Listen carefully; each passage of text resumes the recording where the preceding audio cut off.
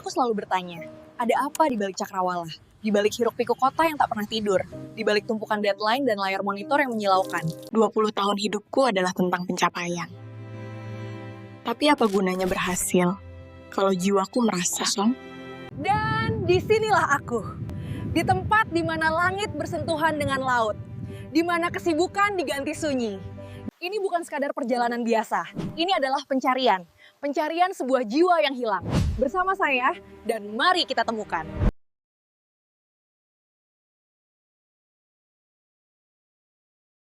Dulu, hidupku hanya tentang deadline, kemacetan, dan layar monitor. Aku berhasil, tapi aku merasa kosong. Aku butuh jeda yang nyata. Aku butuh tantangan yang mengingatkanku apa rasanya hidup. Dan pilihanku jatuh ke tanah timur. Halo Kupang, road trip panjang menuju Mutis dan Lakaan dimulai hari ini.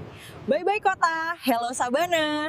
Perjalanan darat ini unik, perbukitan kapur, pohon lontar, dan udara yang perlahan terasa berbeda. Ini bukan Bali, ini Timor.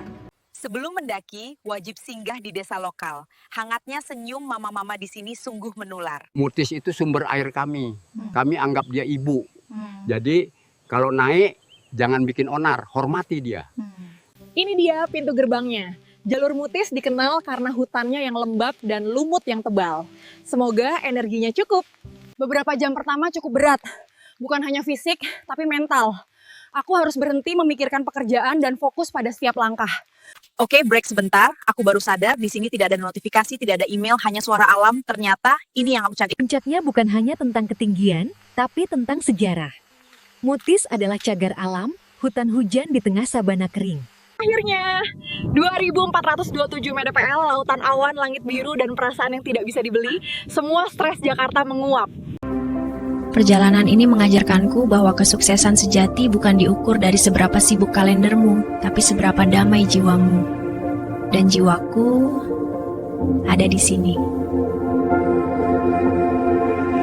Gunung Mutis bukan hanya gunung, dia adalah pengingat. Pengingat bahwa rumah kita yang sesungguhnya adalah alam, dan diri kita yang sejati menunggu di sana. Mutis memberiku jawaban, tapi jiwa petualanganku bilang, perjalanan belum usai.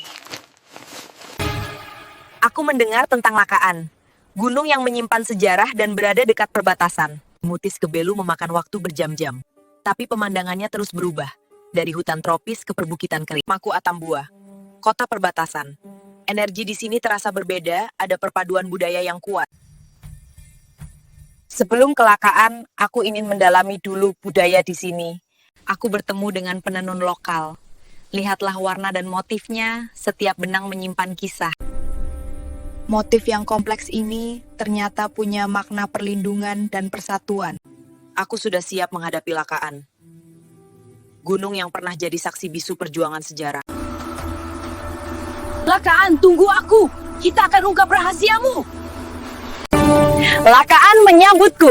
Dibanding Mutis, Lakaan lebih terbuka, dikelilingi sabana luas.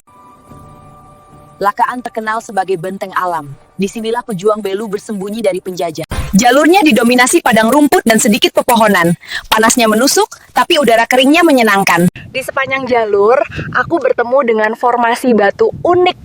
Ini seperti museum terbuka.